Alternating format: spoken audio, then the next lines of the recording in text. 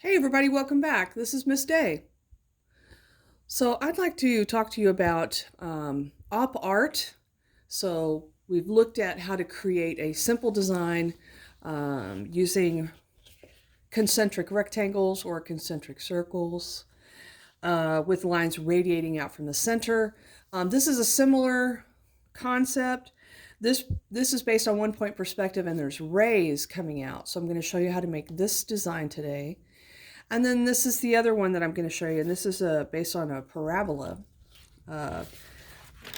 So there's the rays, another parabola. Here's one with a series of different parabolas overlapping each other. All right.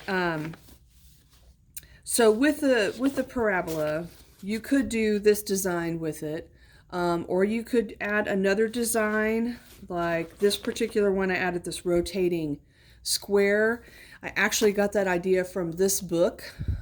This Japanese artist has just, I don't know, hundreds of different optical illusion or geometric designs and patterns. You're welcome to look through this book and use one of his patterns or inspiration from this. So let's look at the radiating lines. That's probably the easiest one. So basically you'll take your piece of paper and you will decide on a point. And if you remember, I told you that we like that grid pattern. We like to have kind of the tic-tac-toe. So in Western culture, we kind of like to have things divided into a tic-tac-toe board. Something like this. And we like these areas of interest to be right in here. So I'm going to choose my point based on that concept. I'm going to put my point here. And I am going to erase some of this other stuff. I don't want to get confused by these extra lines. So this is pretty simple.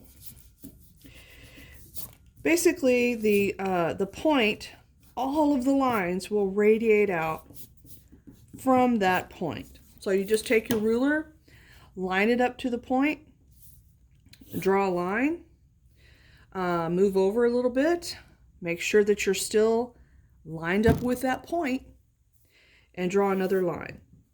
So you can see these two lines next to each other. Then I would connect these to create the illusion of a beam.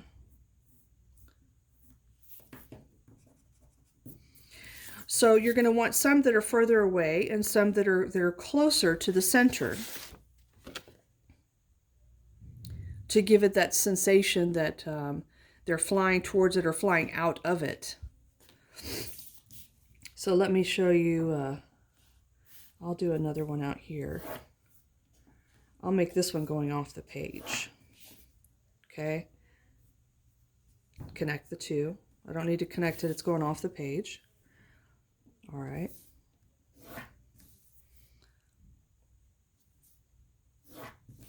Another one. And I'll just do a little one here since it's going to be close.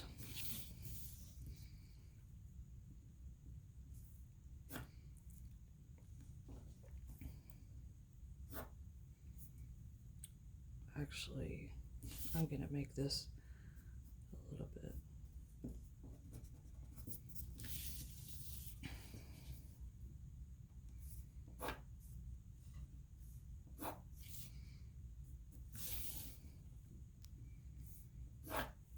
All right, so you can see how I'm just going around this dot and adding these. So I kind of tried to add this first round. I'm going to go back in and add another round and try to make them seem like they're a little bit closer to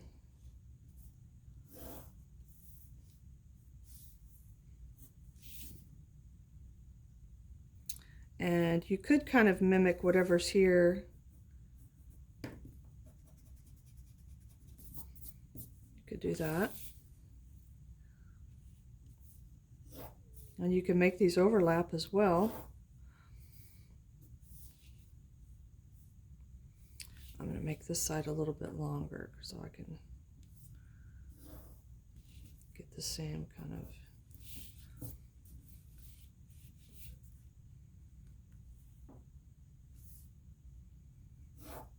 So you can see I'm getting a little bit closer to the center.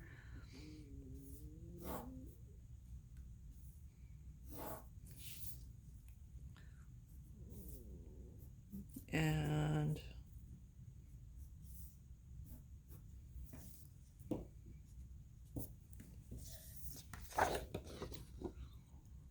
I'm just going to keep going. I'm going to add another layer here to get even smaller and closer to the center. Okay, let's do a few more on this layer.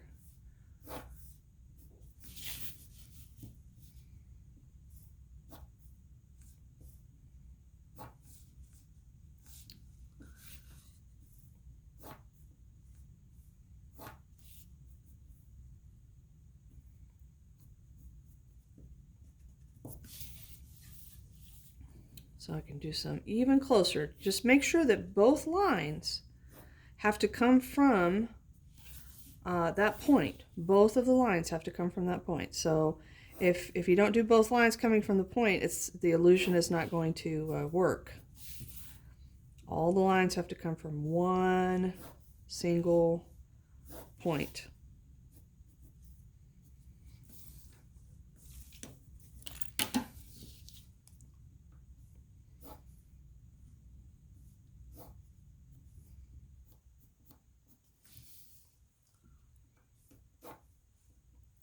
So this is the one that's a little bit easier. And you can see we just keep going around and around, continuing to add until you feel like you have filled it up enough. I would overlap them, just like I've done here. I would overlap some of the rays. So to overlap one, let's say I'm going to overlap this one. So I want to put a skinnier one on top. So you can see I just went across it, and I would just erase that and make sure that when I color it that I don't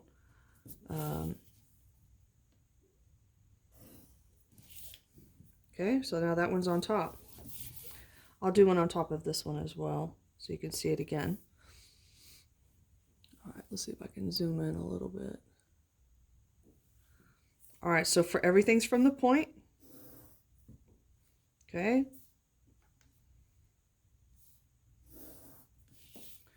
So I would erase this section right there.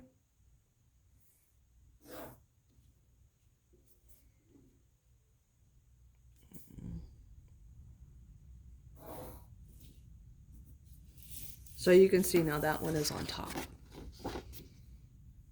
That one's on top of the other. All right, so this is the basic idea here with the light speed or warp speed rushing from that point. Let me show you the parabola. So for the parabola, you need an x and y axis. And they need to be the same distance. So I believe this is at 9 centimeters. Let me double check here. Okay, so yes, I've got 9 centimeters here. Oh, this one's short. Let me add this out to 9. I need 9 centimeters. Okay, that one's 9. And let's check this one. 9. All right, so basically the idea here to get this effect is you're going to use straight lines to create a curved line by connecting the first number on the x-axis with the last number on the y-axis. So let's look at how that looks. So here we go. On the x-axis, number 1, y-axis should be, I guess, number 9. So now we're going to go 2 to 8. Now we're going to go 3 to 7.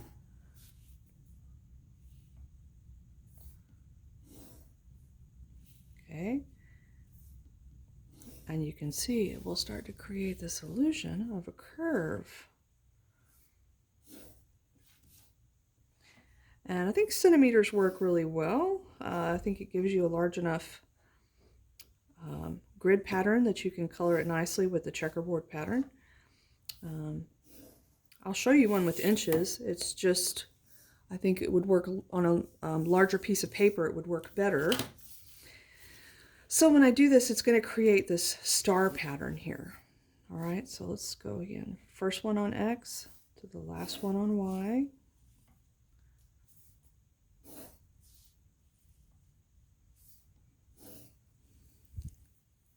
I'm going to zoom out a little. You can see what I'm doing. Okay.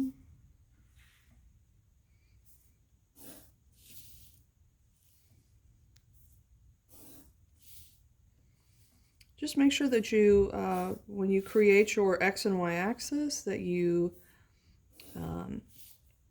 make sure that they are the same length and that you have marked the increments accurately so that it creates a nice pattern.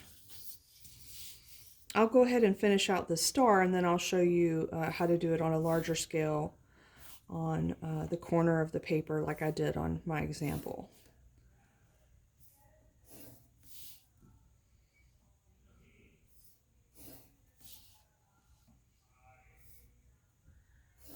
Okay, here we go.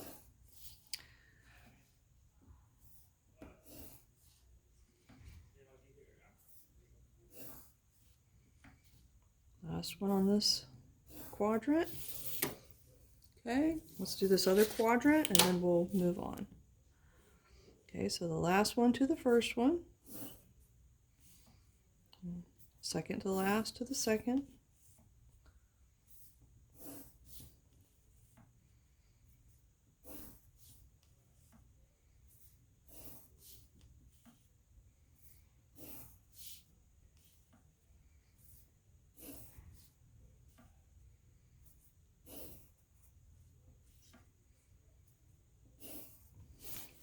There we go.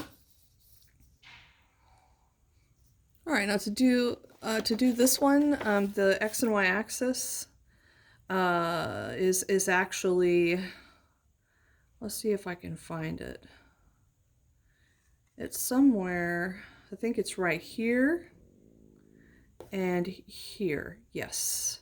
Okay, so you can see that original curve right here, just like this.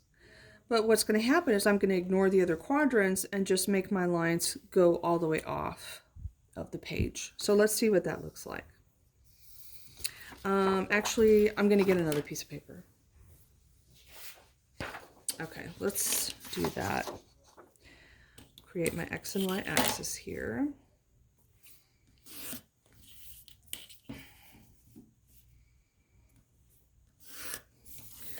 So you can see that your curve is going to come right in here, and then it's going to flare out on the other sides. All right, so I like centimeters. Let's do centimeters. So centimeters, let's see. Okay, line up the 0. 1, 2, 3, 4, 5.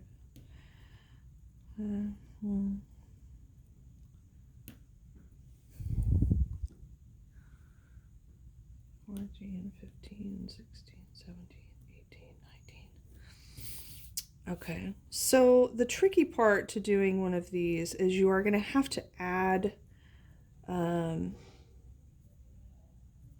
piece of paper onto the side to help you continue to line up, because obviously we can't do, these are not the same size, right? So we'll have to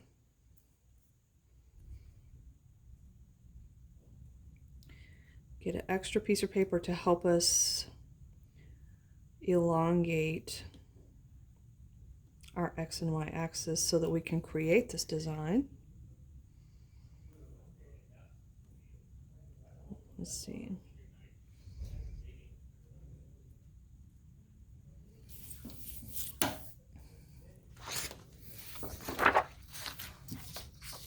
I'll just use this paper here. So I think this was 19, right? Okay, so this is 19. So I want to make sure that I have 19 spaces here. Okay. So that's 1, 2, 3, 4, 5, 6. Okay. So I'm using this extra piece of paper to help me be able to get this design. All right. So I'm starting with 1 on my X and the last one on the Y, which is all the way up there, and I'm coming all the way through both. I'm going to the second one, all the way through, the third one, all the way through,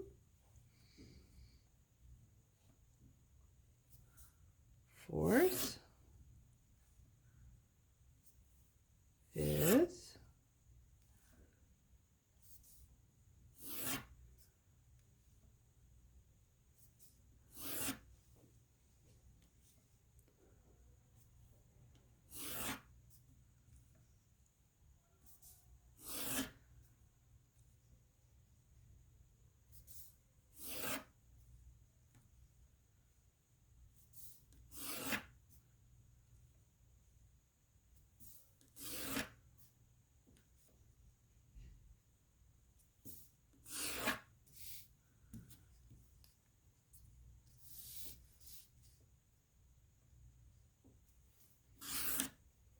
so you can see the curve there.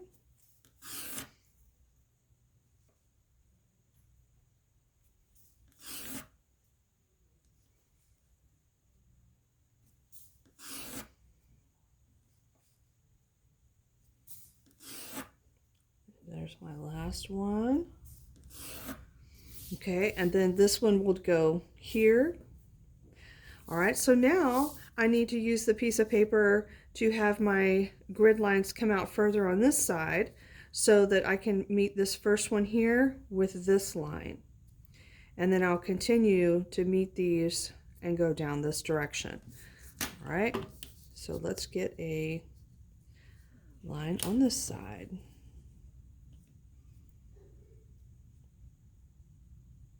Okay.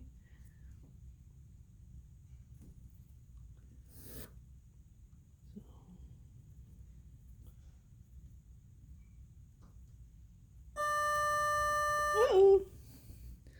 All right, well, that's the bell, but you get the general idea. So let's see what you guys can do and come up with on this parabola design.